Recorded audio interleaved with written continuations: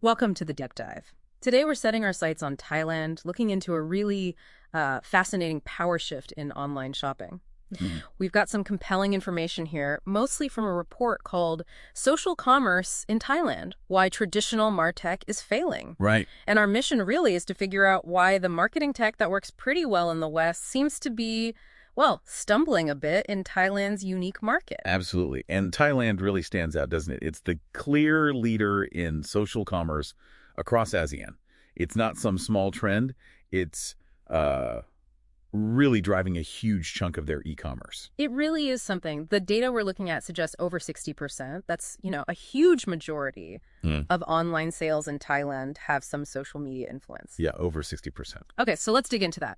What are the key things fueling this really strong link between social platforms and actually buying things? Well, there are a few different things working together. First off, just the sheer number of people on social media there. We're talking, over 85% of Thais are active on Facebook, Instagram, TikTok, and crucially, Line. Right, Line is huge there. It is. And these platforms aren't just for, sharing photos. They're baked into daily life, and they become major ways people find stuff and decide to buy. And it's not just seeing an ad, is it? The sources really stress how important personal networks are, like recommendations from influencers, friends, even private groups. They really matter. Exactly. That points to maybe a cultural thing, too. The sources hint at this strong focus on personal relationships and trust in Thailand. Okay. And that spills over online. People often feel safer buying from someone they feel they can trust. Yeah. That trust often comes from chatting directly or, seeing an influencer they follow using something. Yeah. It's different from just getting a marketing email. Definitely. Plus, you've got live selling booming, TikTok Live, Facebook Live. It makes shopping interactive, almost like entertainment. Yeah. That feels very different from just scrolling through a standard website, doesn't it? And then there's this preference people have for actually talking to the seller before they buy. Our sources call it conversational commerce, happening a lot through Line official accounts and AI chatbots too, like getting that direct shopkeeper interaction, but online. And what's really interesting is how it all connects. You've got the huge social media audience, the trust in personal networks, driving engagement, live selling, adding excitement, and then chat, closing the deal with that personal touch. Right. So the key takeaway here is social commerce in Thailand isn't just, a thing. For a lot of people, it is how they shop online, period. Okay, so if social commerce is so dominant, why are those standard MarTech tools having such a tough time? The CRMs, the email marketing campaigns that are often the bedrock in Western markets? That's the million-dollar question, isn't it? In places like the U.S. or Europe, a good CRM and smart email strategy can work wonders. But Thailand's digital scene is just different. Take email marketing, for example. Yeah, the report really casts doubt on mass email working there. It says open rates for marketing emails are like below 15%. That's pretty low. It is low, and there are a few reasons. First, there's a lot of skepticism. Many Thais just see promotional emails as spammy, kind of intrusive. Okay. Second, you have to remember how mobile-centric Thailand is. Over 90% of online stuff happens on smartphones. Right. Everything's mobile. So people are way more likely to see a notification pop up from an app they actually use all the time, like Line or TikTok, than to go digging through their email. That makes total sense. If you live on your phone, a Line notification you use for friends and family, that cuts through way better than some random marketing email. So what makes Line and TikTok the winners here for brands? Well, Line, like we said, has this massive user base, about 50 million active users. That scale alone makes it the go-to for brands wanting direct customer contact. And Line official accounts aren't just basic profiles. They have tools for broadcasting messages, sharing rich content, even running mini apps and taking payments. They're powerful. Then you have TikTok, which is just brilliant at grabbing attention with those short, snappy videos, driving impulse buys. Yeah, the impulse factor. And importantly, both platforms are really leaning into AI now. Oh, right. The AI chatbots online. Sounds like they do more than just answer simple questions. Oh, definitely. These chatbots allow for really personalized interactions, but at scale. They can handle questions, suggest products based on what you've looked at before, even help you complete the purchase. Wow. And that boosts conversion rates significantly. It's that kind of instant interactive help that old school email just can't match. Right. So the big insight for global brands is you really need to rethink where you're putting your effort in Thailand. It has to be these mobile, chat-focused platforms. Which leads us right into chat commerce. Our sources say this is absolutely crucial in Thailand. For listeners maybe not familiar, can you break down what chat commerce actually means? Sure. Basically, chat commerce is about making the whole shopping process happen right inside a messaging app.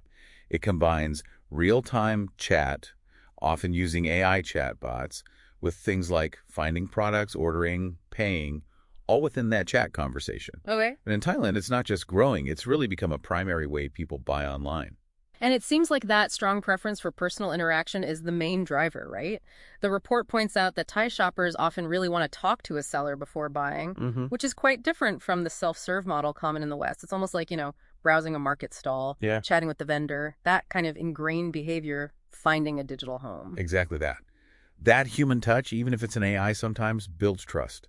And platforms like Line OA with their smart chatbots let brands automate this stuff at scale. Right. They can handle everything from answering basic questions to sending out personalized deals, all through chat. So it's not just being available to chat, it's actively using chat to sell and build that customer relationship.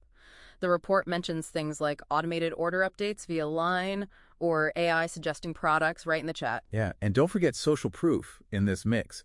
You might have an influencer showing a product, then jumping into a Line group with followers, answering questions, maybe even helping them buy right there. Wow, that's powerful. It combines that endorsement with instant buying.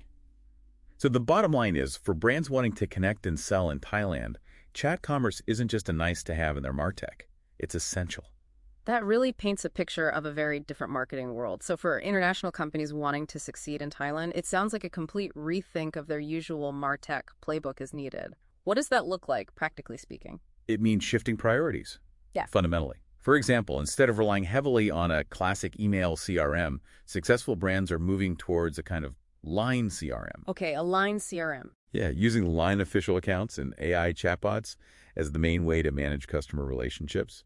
They're also plugging in social commerce tools directly, TikTok Shop, Facebook Marketplace, Line Shopping as core sales channels. So really embedding themselves in the platforms Thai consumers actually use day to day. Precisely. And investing in good AI for chat commerce is key. Not just a basic FAQ bot, but AI that can actually have helpful, personalized conversations that guide people towards a purchase. Got it. And with influencer marketing, it needs to be more data-driven, tracking actual sales through social commerce tools, not just looking at likes or followers. And it sounds like everything needs to be mobile first, social first, automated. Less focus on old desktop CRM software, more on AI tools that sell within social and chat. That's the core idea. A winning MarTech stack in Thailand puts Line, TikTok, and these AI-powered chat experiences front and center. It's about meeting people where they are on mobile and their favorite apps and talking to them in a natural, conversational way. Looking forward then, what's next for social commerce and MarTech in Thailand? It sounds like things are moving fast. Yeah, very dynamic. The sources point towards even more personalization. Expect AI to get much smarter at understanding individual tastes and tailoring offers in real time, right inside a chat. Super targeted. What about live selling? Is that going to keep growing? Looks like it. More brands will likely pump serious ad money into TikTok Live and Facebook Live events. They just work for driving that immediate buzz in sales. Okay. We'll probably see smoother payment integration within chat apps, too, making it even easier to buy. And, Thailand's lead here could make it a real hub for cross-border social commerce in the region. So the big message seems to be brands that really lean into AI, live selling, and chat-based engagement are the ones set to win in Thailand's social commerce future. Exactly right. The traditional MarTech struggles because it's out of sync with how Thai consumers actually behave, now social, conversational, mobile first. Success means prioritizing Line, TikTok, and using AI for engaging personalized chat. The future there is fast, mobile, and very conversational. Okay, so wrapping up our deep dive today, our look at social commerce in Thailand shows this really unique market where those standard Western MarTech approaches just aren't hitting the mark. We've seen how Line, TikTok, and this whole area of chat commerce are absolutely key to connecting with Thai consumers. And that leaves us with a pretty big question for you, the listener. Given Thailand's sort of pioneering role in social commerce, what lessons can businesses elsewhere learn about where online retail might be headed and just how crucial it is to adapt to local digital habits? Definitely something to think about.